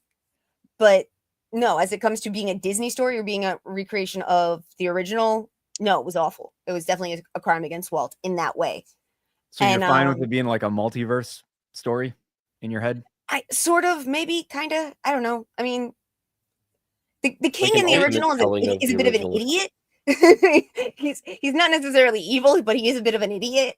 And this he's really, really fucked up. He's an evil motherfucker. And Maleficent is just everything she does that's harsh or violent or whatever. She's doing it as a reaction or to protect someone or something. She's never does anything evil for evil's sake. Even when she tries to, when she's so angry and she's decided she's going to be the bad guy and she curses the child, and then the fucking fairies are too stupid to keep the kid alive, so she keeps having to take care of the child, and eventually she becomes the child's protector and godmother instead of the woman who's reason that the girl's going to die. And they took away Love's True Kiss to make it a little bit like Frozen. It was the idea of the true love of a mother character to a child, the true love of a familial love versus romantic love. they have to totally dismiss the male, the guy. They have to totally dismiss the fact that, women are trying to find love in this world. It's so stupid. Yeah, And the original has I my hated it. Disney song. The original had one of my favorite Disney songs, and they completely left that out, like that whole scene and that whole put out that I Know You. I love that song. Fair enough. Yeah, it's definitely not bad as a movie, but as a Disney movie, it's a crime against Walt. All right, well, we're up to our premiere. Snow White. No Brown, whatever you want That's to call it. a crime against humanity. Fuck Walt. That's a crime against humanity. Yeah. And we can roll into our story, Alf, if you got that on deck for Snow White. But yeah, I got it ready. I haven't seen it. I'm not going to see it. I haven't seen it. I've seen clips. I've seen reviews. Knowing what I know, it's all the same stuff from Maleficent and Little Mermaid. It's dismissing the male character. She's the hero. She saves everything. It's just. And then they got rid of the 7 dwarf jobs for CGI dwarves that look horrific. Mm-hmm. Yeah, it was like they went like even the opposite direction on DEI. It's like, oh hey, look at this affected minority class that we could give jobs to. No, fuck that CGI, because that the asshole dwarf what's Peter Dinklage said, you know what? I'm gonna roll my very short ladder up behind me and screw all these guys. We should never cast anybody. He kicked the stool out from behind him. The stool out behind him. Yeah. But also, his entire reason for being angry was illegitimate, because he was like, "What? So we're finally gonna be progressive enough to have a Latina Snow White, but we're still gonna have the dwarves be played by dwarves, little guys living in a cave without any. No, they have a home. And they work in a cave. They like everything he seemed to be acting like the dwarves was not what they were. So." His reason for not wanting actual small people to play those dwarves was stupid and inaccurate, because he didn't actually remember the fucking story correctly. Well, of course not. Well, let's be fair. It isn't exactly that diverse. She is only half or quarter or something Latina. She's Polish and Mexican, I think, or something like that. Something like that. Yeah, Polish and Spanish. So, I mean. And they lightened the shit out of her in this movie. Like, just seeing the scenes from the movie, like, she's already kind of a light-skinned Latina girl, and they lightened her up even more in this movie. Like, every time you see her, it's like... and specifically said, I'm not going to bleach my skin. And I'm saying, who the fuck was asking you to bleach your skin? And they didn't have to. They did it with makeup and lighting. Exactly. Yeah. And part of this was the like the writer's strike of how much money they're going to get for streaming. Mm-hmm. And she kind of came out saying, I had to wear that dress for this long. I should get paid for every second, for every view, that type of thing. And it's just like, what are you talking about? You just not a. What she got is the. Oh God, it's so bad. Yeah, every second and every view. Well, it doesn't sound like there's too many seconds and too many views happening for her. So. Yeah, but she'll get. That's the point. People that know how viewing works and stuff like that, you're not going to get paid for people watching. Yeah, she's not getting a lot on the back. If she had a back end deal on this film, she's not going to make a lot on it. Not to mention also what happened in the PR for this film and what she. I mean, like I said on X earlier today, I thought it was pretty ironic that it turned out that Rachel Zegler was the poison apple for this film because it's going down and probably her career is going with it. I don't know who would put her in another film after this, after what she did to this movie and Disney with this movie. And it's her. There's no one else you can put it on. It is her face in front of every single ounce of bullshit with this movie. It's layered in the movie, but they're spouting all kinds of socialist communist garbage. Yep, dude. Even the lefties, like the BBs in Great Britain, were calling that out. They're like calling it a communist call to arms and shit. I'm like, damn. Yep. Even the lefties are like, mirror was the best part. All right, you want me to bring up that article? She's already been hired to. Yeah, already been hired to play Evita on Broadway. So that'll be an interesting. Maybe she should. That's probably what she should do. Go be on Broadway. Well, here's your box office. That's not looking million good. global. Okay, do we know see how the much box money they office. spent on this movie? They say 240 million, but there's no way. It had like 3 or 4 reshoots. No. There's no way that's a real number. They That's a delayed high like 3 or 4 number. times. That's Disney Yeah, hiding that's their a very numbers high here. number. That they're still they're setting it up there, even though they're bullshitting there, and that's still a high number that they're not even going to approach. Okay. Like what do you guys think the drop off is going to be? That's what I've been thinking about. Like, how bad does this fall off? There we go. Next week, 250 million production. I think they're fudging those numbers. Yeah, absolutely they are. There's no way you had that many reshoots. There's no way it's going to be there. And that's just the budget. That's without marketing. We can't forget marketing. You might as well double that. Yeah. Yep. This is going to lose them a lot of money. Theaters take a cut, both domestically and internationally. So that 43 million, goes down pretty quickly. I also want to show this. So you showed Criticless already. Here's, you got Rotten Tomatoes. So look at 74% from, but that's verified audience, and they're only putting the verified audience number out front. So you add an all audience. Woo! Yeah, well, the idea of the verified, that's the people that want to go see it. They're going to see it right away. They're going to give it a high, praise, more than likely. And they're only showing, like, on the main page, they're only showing the verified audience. So you have to click into another menu to see the all audience. I don't trust Rotten Tomatoes at all. I don't either. Anymore. I don't even look at it anymore. But I just wanted to show that they're fudging the numbers here. Oh yeah.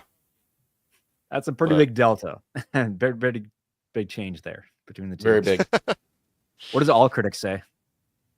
Actually, the number's higher with all critics. 43. It's still not great, though. It's still a green tomato. Yeah, Rotten it's still tomato. a splat. Well, I heard even people that love the original that aren't, political or whatever, like they're not liking it at all. So it's like you screwed over all your demographics basically with this movie. Yeah, no demographic. Not to mention the whole, Israel Palestine, debacle too. You got the behind the scenes with the two main actresses just bickering at each other and not showing up to events together. What a perfect mess. It looks bad. I wanted to go to this next article real quick. Or did you want to cover the Apple one? No, you can go. I'm going to take some. Okay, I'll bring this next one up. This one, there's not a whole lot of a story behind it, but I saw this. This is how Netflix portrays a 13-year-old knife murderer in the UK. Second image is the person it was based on. They did the reverse of what they usually do. Well, they probably got... I would bet because of the way the UK is responding to people criticizing the illegal immigrants coming into their country, they probably pressured Netflix to change it. Probably. That wouldn't surprise me. Man, just racism all the way down for them, isn't there? Yep. Yeah, I just find it interesting because when it's a good character, they do the other swap. They swap it to black. But when it's someone evil... who the story's about, a killer in the UK, and they change it from the race it actually was. Yeah. That's pretty vile, in my opinion. Yep. I guess Drew's gone. Okay. All right, we'll go to the next thing. I saw this. Amy Pascal is potentially going to be running point on the new Bond series or movies. Isn't she the lady who did the Ghostbusters 2016? Yes. Oh, God. And we all know how Ghostbusters 2016 was a phenomenal disaster. Yeah. But yeah, she's heading up the new Bond. I'm not feeling too optimistic about the future of Bond if she's at the head of it. Unless there's someone there to rein her in, but she is the producer. One of the producers.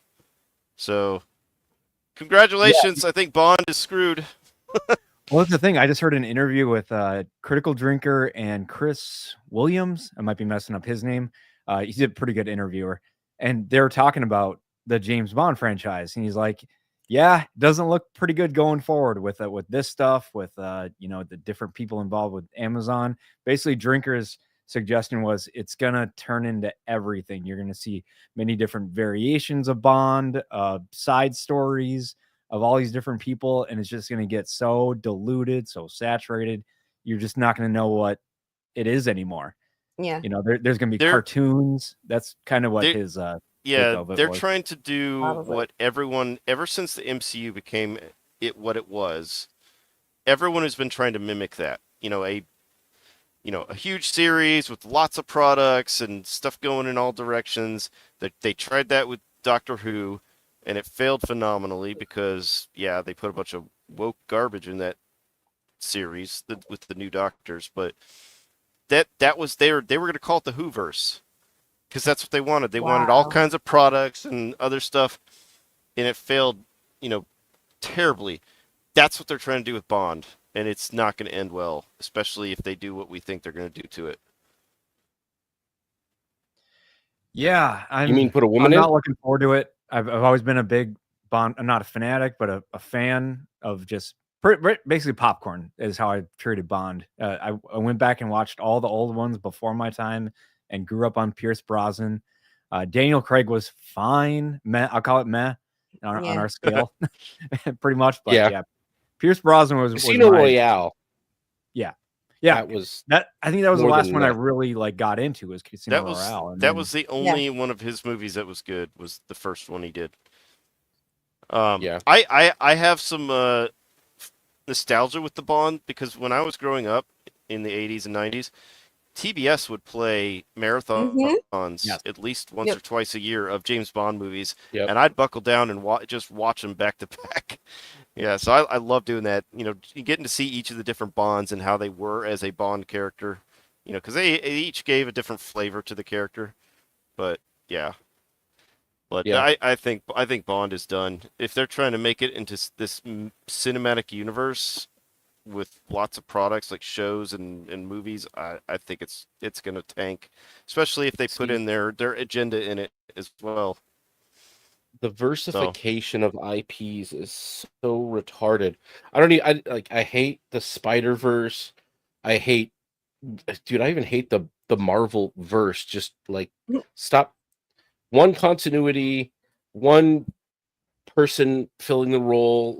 Bond is I don't need 30 Bonds. I don't need 25 Doctor Who's. Nobody fucking asked for that. Nobody wants it. And it isn't going to make you in it. It's not making money. It isn't going to work. They just think it's another way to mine their IP to death, which is all most of this is mining IP. It's the industry term.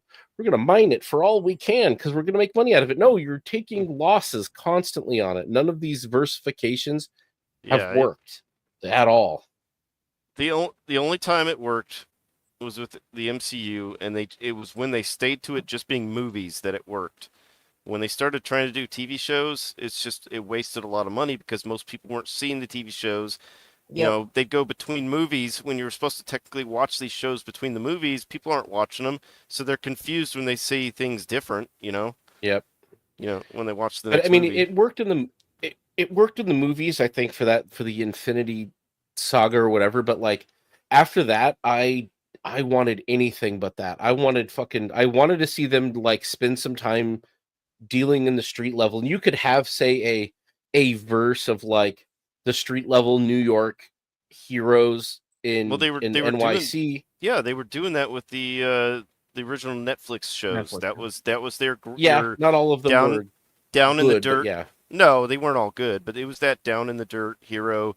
He's not he doesn't have these mystical magic powers or crazy stuff. They have some powers, but they work for their community, not all over the globe. And some of those shows did work. I know some people didn't like Power Man. I thought Power Man season 1 worked. I liked it. I liked the guy they had playing Luke Cage. He worked. Jessica Jones season 1 with David Tennant as the Purple Man. That fucking worked. So good. Yeah, Jessica Jones was a slow burn, but I enjoyed it. I had to, pay attention. The first season was You can't great. be watching your phone and And that's the thing. Now they're making a lot of these shows now where it's you watch your phone while watching it, and I don't like that idea at all. Yeah, it's like ugh. And the Iron Fist could have been good. They just did not cast the right person for it. They needed somebody with physicality, somebody who understood martial arts to some extent. And there's plenty of people they could have cast. They got Seriously. this That guy actor was not because good. no, he was not good for that role at all. I'm like Daredevil had better action, great action, and and this guy just was not the right guy to be that. You needed a guy who really understood you needed a blonde you Keanu needed a Reeves. martial artist. Yeah, you needed somebody who Danny's supposed to could be train. like Danny's supposed to be totally zenned out, but also like surfer dude zenned out, as well as being an amazing martial artist. So like exactly, a combination of they missed. Keanu Reeves and Patrick Swayze in Point Break. Kinda.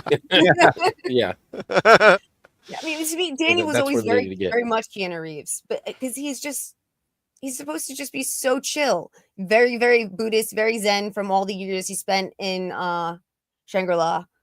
But I don't know.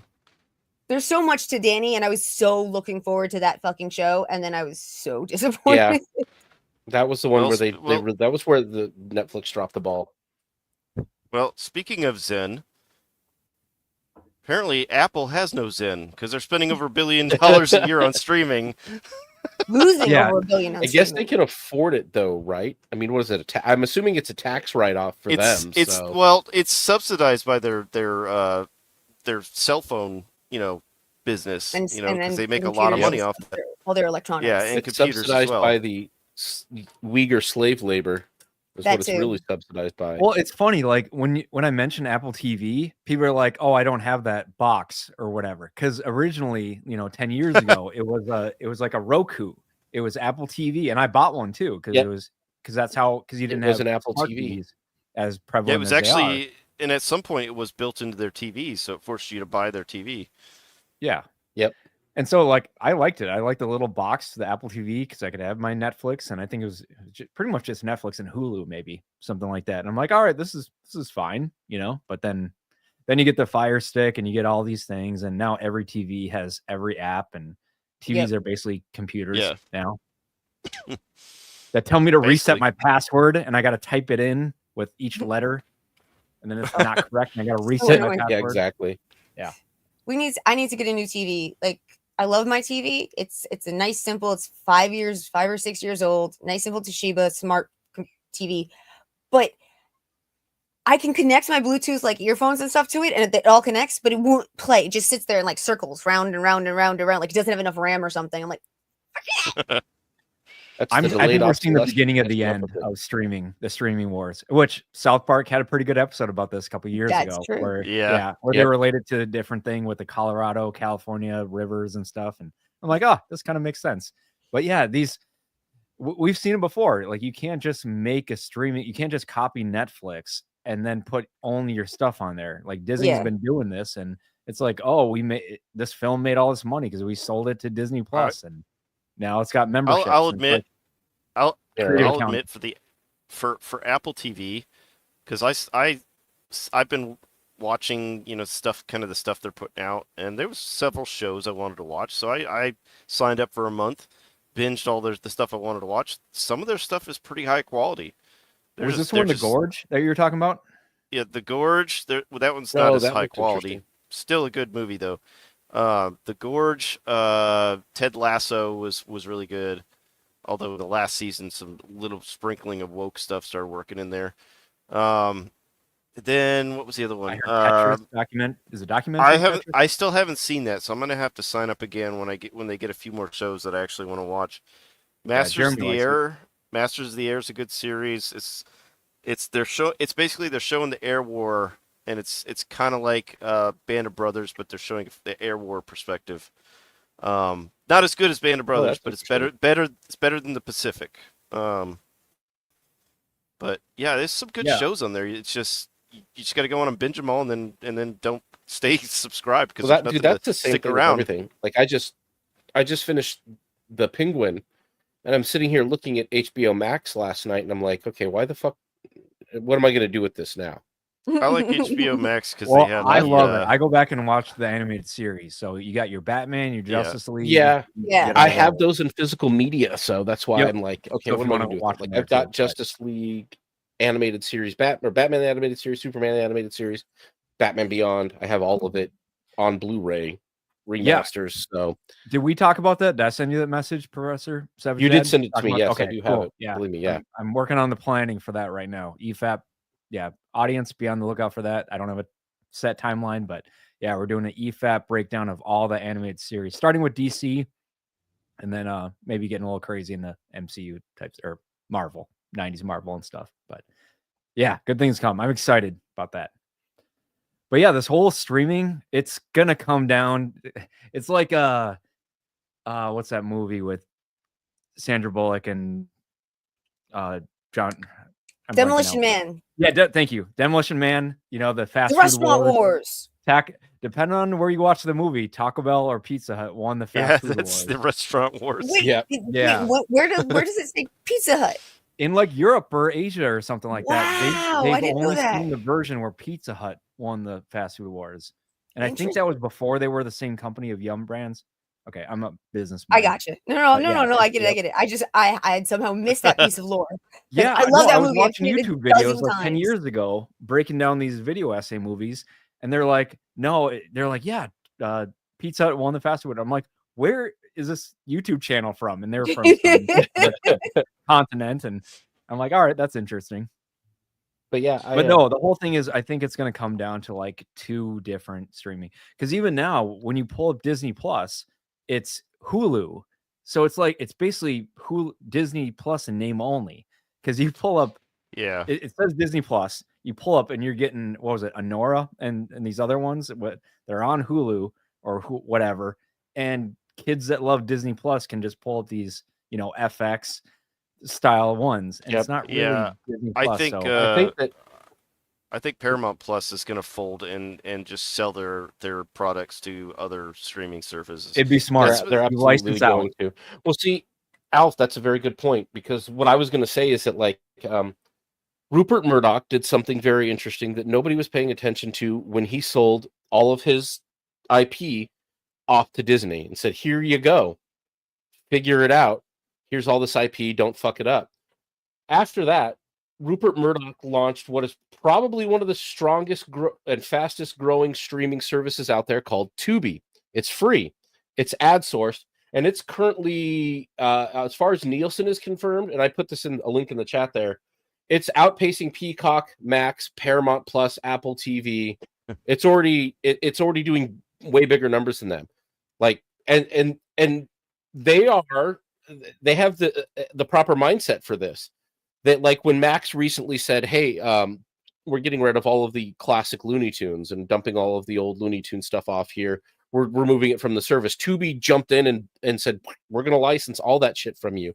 And that's what, and like you were saying, Al, and everyone's been saying, it's going to wind up being where this stuff just gets sold off to licensing, and that's all Tubi does, is license the shit, throw ads over it, and look, like, from where their interface used to be when I first ran into Tubi to what it is now, leaps and bounds of making the UI better, more searchable, easier to find. But you will find shit on there that you will not find on any other service. Oh yeah, Tubi is sucking up everything. Tubi, you can find some old sitcoms on there that you can't find anywhere else. Yep. Mm-hmm. Yeah, old cartoons too. They're preserving the old cartoons. What I'm really hoping is that when he licenses Looney Tunes, we get the unfucked with Looney Tunes back, not the shit that Max was either editing out. We get all the episodes back. Is what I hope to see. It was reported that there were some episodes that there was things clipped from or changed. I know that, like, when they did the same thing about Always Sunny in Philadelphia. Yeah. Well, and then the OG thing is Star Wars. George Lucas going back and just making tweets. Like, dude, I would love to see Tubi just pick up, like, here, we're gonna license all the old shit. Like, give us your classic cartoons. Tom and Jerry is already there. Looney Tunes shows up on April 1st. Good stuff. Yeah, dude, I think you can find Mask on there, and I've been trying to find the old Mask cartoon series anywhere on streaming. It didn't exist. Well, you can find anime on there, tons of anime on there. If anybody has Biker Mice from Mars, I want to revisit Biker Mice from Mars. I love Biker Mice from Mars. Well, there's a I'm gonna channel let me see if on it's on YouTube Tubi. that has the whole series. Okay. Yeah, because I I'll started find doing it this and in send it the to you because I watch it regularly. late 90s, early 2000s when eBay was huge. I started and people were copying and I was buying, DVDs basically. And it was usually when I was in Iraq in 2005. I'm like, because they would send it. They were one of the only companies that would send to Iraq at the time. And so it's like, and like you said, Professor Savage, I was buying Justice League because I was like wrapping up or finishing at the time. And so it's like these bootleg copies that I bought off eBay. And yeah, if I had a place to watch, I've got tons of. I've been like the Walmart $5 bin. Ever go to Walmart? I probably spend $30 in that because I'm capturing whatever great physical media I can still find to get my hands on. As every store out there tries to kill it. Yeah, if you can't hold it, you don't own it. Series. Yep. Well, like I got all the old Disney. What was it? It was the Disney Afternoon. Chippendales Rescue Rangers, Tailspin. All of that on DVD. I love Tailspin. Tailspin, Dark, which was a spinoff of Jungle Book with Baloo, which was awesome. A weird spinoff too, but yeah, it was goofy. It was like a business because that was like the '80s business guy was it Shere Khan? And dude, Tubi's even picking up Amazon movies. They picked up The Samaritan. Wild. Well, let's see, Biker Mice from Mars. Speaking of products being sold off, I want to bring this up. Ubisoft has an absolutely dire 2024 and desperately needs a win. I've been kind of keeping up with Assassin's Creed Shadows, which has its many controversies. I've sat down and watched several people play the game. There's tons of bugs. Everyone I've heard that's played the game said it's boring. Besides the fact that it changes history about the original Yasuke character, that he never was a full samurai. He belonged to. It's debated. It's debated by historians, but there's no evidence. There's no evidence of it. Yeah. So Ubisoft saying they had an absolutely dire 2024, desperately needs a win. Well, let's check in. Let's check in on the Ubisoft stock. That's last 5 years. Oh, no. Wow. I don't know if I'd buy the dip on this one. The market. Yeah, 82% drop. I think what's going to happen, Ubisoft, they were counting on Shadows being a win for them and helping them recover. It's doing okay numbers, but it's not doing the number. I mean, it's doing worse than Veilguard. Dragon's Age Veilguard did. Wow. And that was a flop. Shit. So, yeah, it's doing decent compared to other Assassin's Creed games as of the last 5 years, but this is the last 5 years right here. That's no indication if it's going to do well. No, in this day and age, you need to be doing a lot better than the previous installments in right now with inflation, with all these changes. Yeah, you need to be crushing it. But I did play a different Yasuke game that is more accurate. I do want to bring up a video that from when I played it. While he brings that up, Drew, I just want to let you know, Biker Mice from Mars, unfortunately not there, but if you're into Street Sharks, that's there. Yes. I remember that. I like Street Sharks. Also, I haven't watched it since the 90s, but yeah.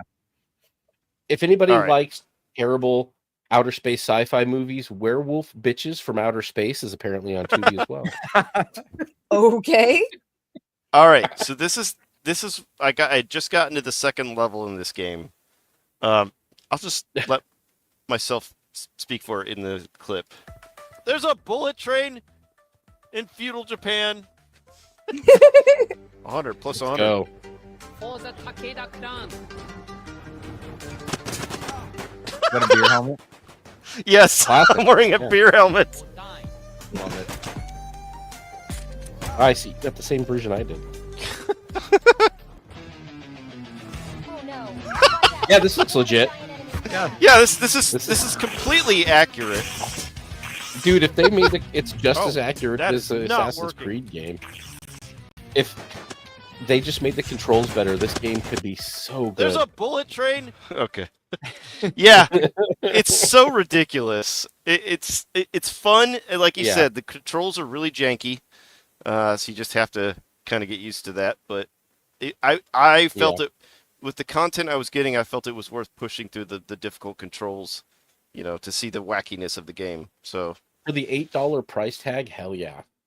And yeah, there's worth it. Like going back, I was thinking like, how much money did I used to spend at Blockbuster, at Video Update, or Family, all these different ones. And I think I had my parents put limits, like you can only get 2 games or 2 movies or this many dollars or whatever. But we spent a lot of money, and you don't dare get a late fee on that, or you don't lose it or whatever. My dad was going to kill me and never go again. So we spent money, so it's like it's worth it. That's why Netflix was a good deal originally, because you get no commercials, you get unlimited access, and I had it on Xbox Live, and I think I had Xbox Connect at the time, so I could just lay on my couch and say X or Netflix or whatever, play, the next one, or pause, and that was like the perfect life at the time.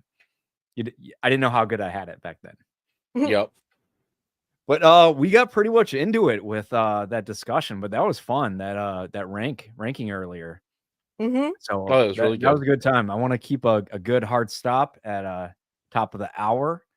But yeah, going around, Professor Savage Dad, where can people find you? What are you up to this week, and what are you looking forward to? Let's see. This week, I've got a show with MSK. I'm not sure if we're going to be ranking comics or if we're going to be doing some comic book hot takes. Usually Tuesday night or Wednesday nights, comic book day. We throw that one out there to everybody. Let everybody get excited about the comics that came out this week, reviewing stuff. We'll probably be reviewing Yaira #2 soon, and the Great War of Separation from the Rippaverse. That's the newest stuff I got. We might be checking out something else called Bug Wars. I don't know if he's doing that with someone else tonight. I got to check in with him. Other than that, I'll probably be doing Rogues Gallery. If I don't get over this damn cold, I'll probably just be sleeping. Kind of my plans for the week. If you guys want to go check him out, I dropped the link in the chat. So, yep, very good channel, very good streamer. I think we've been on a couple other ones before, and it was always a lot of fun. But yeah, thanks for jumping on. Yeah, very cool. Are you going to be in Vegas? Yep, I'll be in Vegas. We'll see you there. Yep, that'll be a good time. I'm not going to miss it. But yeah, what I was going to say, just you're welcome to come back on in the future. If we got a spot, we keep it to a small stream. But yeah, you're welcome to come back on. Awesome. Yeah, it works really good. It's sometimes hard with larger panels to get in edgewise with words, so I like the small panel format. This is really good. Sure. Tiny, what's happening this week for you?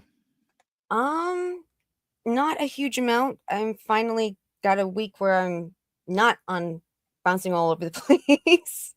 I have, of course, we'll be here next Sunday as well at 4 p.m. for our show.